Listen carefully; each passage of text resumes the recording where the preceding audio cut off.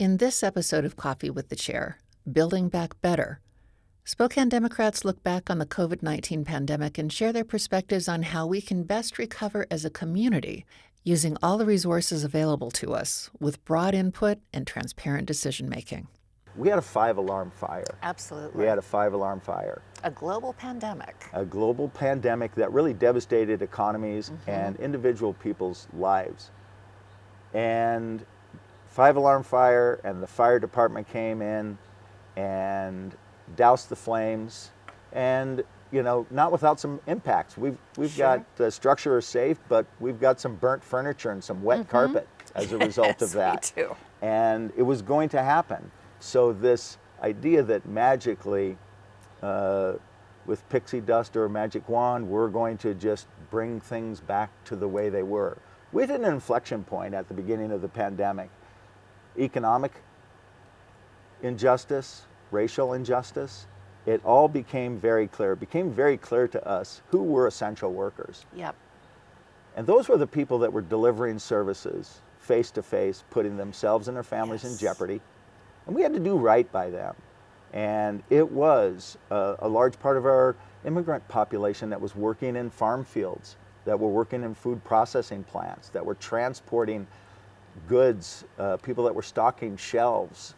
That's, Healthcare workers. Healthcare workers, Oh, my frontline goodness. healthcare workers. Exactly.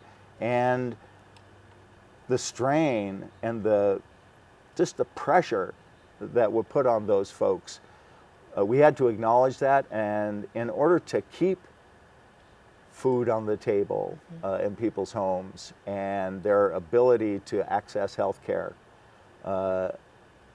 and feel a sense of security in a very insecure time, took a lot of targeted investments. And I think partnering federally with the state and locally started off on that road to stability. And as things got better, it was like, well, when are we going to go back to the way it was, kind of. And after hitting that inflection point on some things, there was no going back to the way that it was, right? And that has to do with how we think about each other, how we care for each other, who and how we prioritize.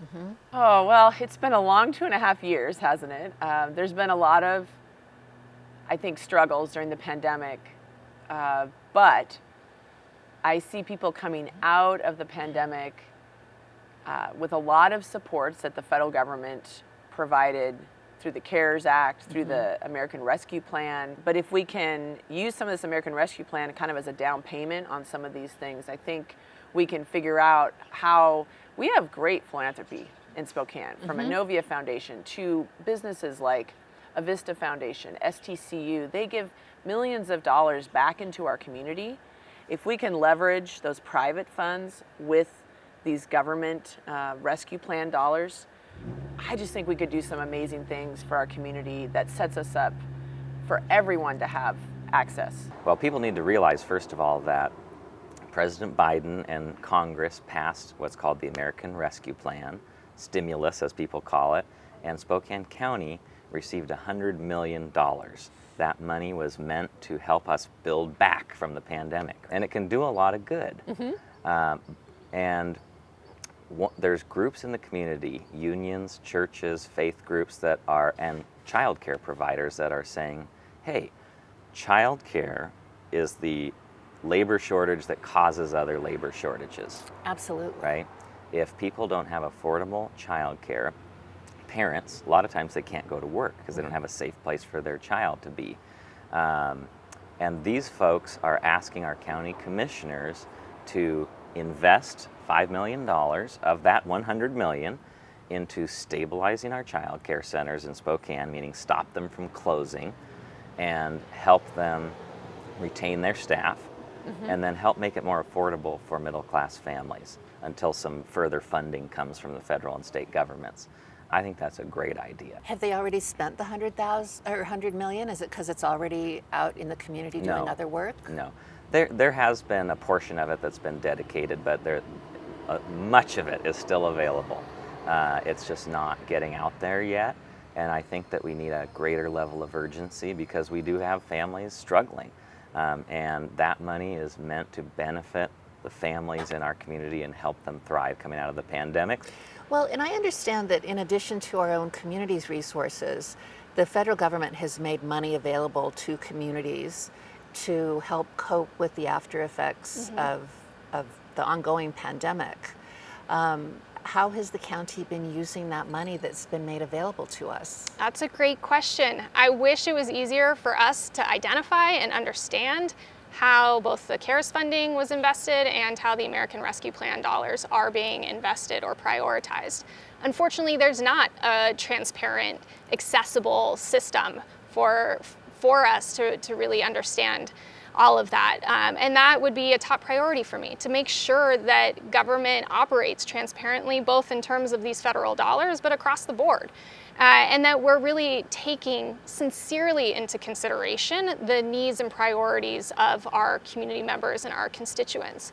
We need to redo or repair all the damage that's been done to our middle class. We have homelessness now. We have all these social ills because people don't have a living wage and benefits.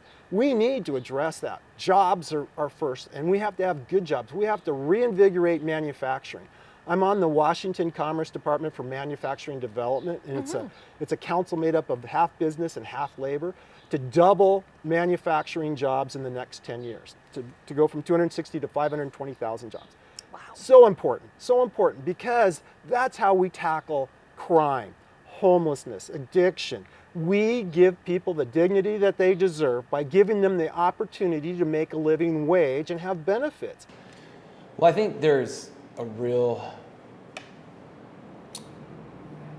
recognition to put everything on the table again and say, what is our work-life balance? What does it mean? I don't think we're going back from a lot of folks, at least maybe part of their work being remote. And so for me, where I think Democrats should absolutely be leading in this state, in this region, across the country, is for digital equity.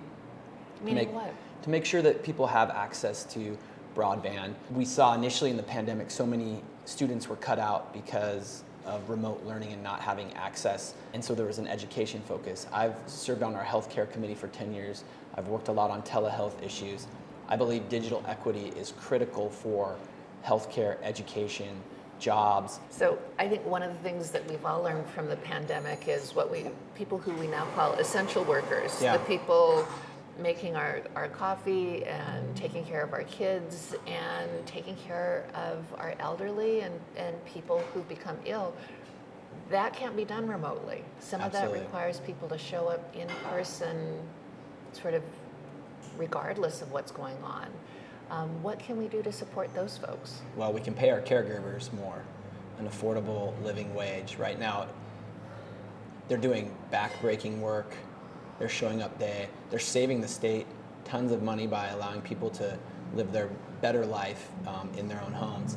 And we pay less, and a lot of those folks can walk out the door, go to a fast food place, and get paid more. And we should absolutely change that and make sure. And we gave a bump during COVID. Some of those dollars are looking to maybe, as we have emerged from the pandemic, those were time stamped. So what do we do going forward? And I think the answer is we need to pay them better.